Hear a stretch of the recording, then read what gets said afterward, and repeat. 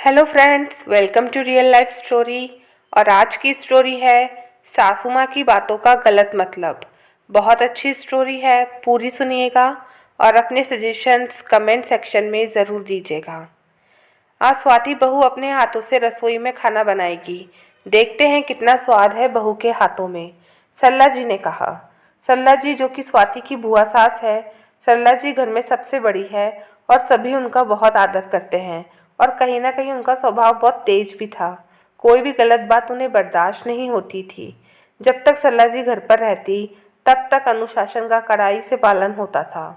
सरला जी के यूं अचानक स्वाति को खाना बनाने के लिए कह देने से स्वाति डर जाती है। तभी सरला जी ने स्वाति की सासू माँ कांता जी से कहा कि तुम भी तुम्हारी बहू की थोड़ी बहुत मदद करवा देना। बुआ सास की ये बात सुनकर स्वाति खुश हो गई। उसने सोचा चलो कुछ तो मदद हो ही जाएगी मेरी। और अब स्वाति रसोई में जाती है, जहाँ पीछे पीछे उसकी सासू माँ भी साथ हो लेती है। दोनों ही रसोई में खाना बनाना शुरू कर देती है। स्वाति को उसकी सासू माँ ने फ्रिज में से सब्जियां निकाल कर दी और कहा इन्हें काट कर रख लो, तब तक मैं दीदी के लिए चाय बना लेती हूँ, क्योंकि उनकी आदत है समय पर चाय पीने की और अभी खाने में तैयार होने में समय लगेगा। स्वाति ने हाँ में गर्दन हिला दी और उसकी सास कांता जी ने पतीले में पाए चाय चढ़ा दी। चाय बनाकर कांता जी अपनी ननद सरला जी को चाय देकर वापस रसोई में आ गई, जहाँ कांता जी देखती है स्वाति को ढंग से सब्जी काटनी भी नहीं आती है और तो और बहुत धीरे काम कर रही थी। स्वाति का काम देखकर कांता जी ने कहा, स्वाति तुम तो बहुत धीरे काम कर रही हो, और ये क्या कितनी बड़ी बड़ी सब्जियां काटी है। ये तरीका सही नहीं है बहू सब्जी काटने का। हर सब्जी को काटने का तरीका होता है।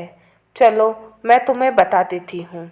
स्वाति ने फिर से हाँ में गर्दन हिला दी और कांता जी ने स्वाति को सही तरीके से सारी सब्जी काटना सिखाया। फिर थोड़ी देर बाद चलो सब्जी का काम तो हो गया, अब सब्जी को छोंक लगाओ। स्वाति को रसोई का काम थोड़ा ही आता था। उसे आज याद आ रही थी अपनी मम्मी की। बहुत कहती थी वो, बेटा कुछ काम सीख लो, ससुराल में काम आएगा। काम सीख लिया तो जैसे तैसे, पर सही तरीके से नहीं सीखा। अब हो गई ना परेशानी। सासू माँ बात बात पर ज्ञान देती है। सास जो ठहरी मुंह बनाते हुए अपने मन में सोचे जा रही थी स्वाति।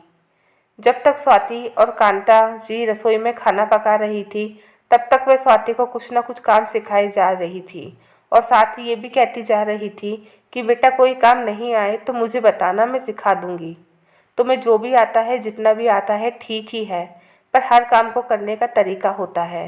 खैर कोई बात नहीं, ये सब तो चलता रहेगा। दोनों सास बहू में गपशप चलती रही कि बुआ जी ने आवाज़ लगाई, कांता खाना बनाया नहीं, खाने का समय हो रहा है। आज क्या दोनों मिलकर खाना ही बनाती रहोगी? बुआ जी की आवाज़ सुनकर कांता जी ने कहा, नहीं तो दीदी, खाना पूरा बनकर तैयार है और दोनों सास बहू मिलकर टेबल पर खाना लगा रही हैं। खाने की खुशबू तो बड़ी अच्छी आ रही है। देखे तो क्या क्या बनाया है खाने में दोनों सास बहू ने मिलकर। बुआ जी ने झाँक कर भगोने की तरफ देखा। अरे वाह, पुलाव, पनीर, पूरी और दही बड़े भी बनाए हैं। वाह क्या बात है। स्वाति तुमने क्या बनाया है ये तो बताओ, मैं पहले वही खाऊंगी, बुआ जी ने कहा। इधर कांता जी ने कहा, दीदी सब कुछ स्वाति ने ही बनाया है, मैं तो सिर्फ खड़ी रही, बस उसकी हल्की फुल्की मदद ही कराई है। खाना खाती हुई बुआ जी कहती है, वाह स्वाति बहू, मज़ा आ गया खाने में, तो बहुत स्वाद है मेरी बहू के हाथों में। बुआ जी के साथ सभी घर वालों ने खाना खाया और सभी को खाना बहुत पसंद आया और खाने के बाद सब अपने अपने कमरे में चले गए और स्वाति और कांता जी ने मिलकर बाकी का काम उठा लिया। काम निपटाते हुए कांता जी ने कहा, बहू अब से ध्यान रखना सभी कामों की, कौन सा काम कैसे करते हैं, किस में कैसे छौंक लगाते हैं, वगैरह वगैरह। तब स्वाति ने कहा, ठीक है मम्मी जी। काम खत्म करके स्वाति अपने कमरे में गई, जहाँ जाकर उसने अपने मायके में अपनी मम्मी को फ़ोन मिलाया और उसकी मम्मी ने जैसे ही फ़ोन रिसीव किया और कहा, कैसी हो बेटा, ससुराल में सब कैसे हैं, सब ठीक से तो चल रहा है ना। माँ की बात सुनकर स्वाति झल्ला गई और कहने लगी, क्या मम्मी, सासू माँ तो हर बात पर मुझे काम सिखाती है। मैं काम करती भी हूँ तो वह मुझे काम करने का तरीका सिखाती है। मुझे ये सब अच्छा नहीं लगता। बात बात पर मुझे टोकती रहती है। स्वाति की ये बातें सुनकर उसकी मम्मी ने कहा, क्या हुआ बेटा, कौन सा काम और कैसा काम? तो स्वाति ने अपनी मम्मी को पूरी रसोई की बात बताई।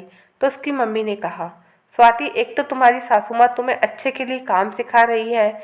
सच ही तो कहा है तेरी सास ने कि हर काम को करने का तरीका होता है। तुमने उनकी टोका टोकी देख ली पर उसके पीछे का प्यार नहीं देखा। स्वाति, तुमने उनकी हर बात का मतलब गलत ही निकाल लिया है बेटा। कैसे सोच लिया तुमने कि वो तुम्हें टोक रही है? बेटा, वो तुम्हारा मार्गदर्शन कर रही है। सास है वो तुम्हारी, ऐसे नाराज नहीं होते उनसे। वह भी मेरी तरह तेरी माँ ही है।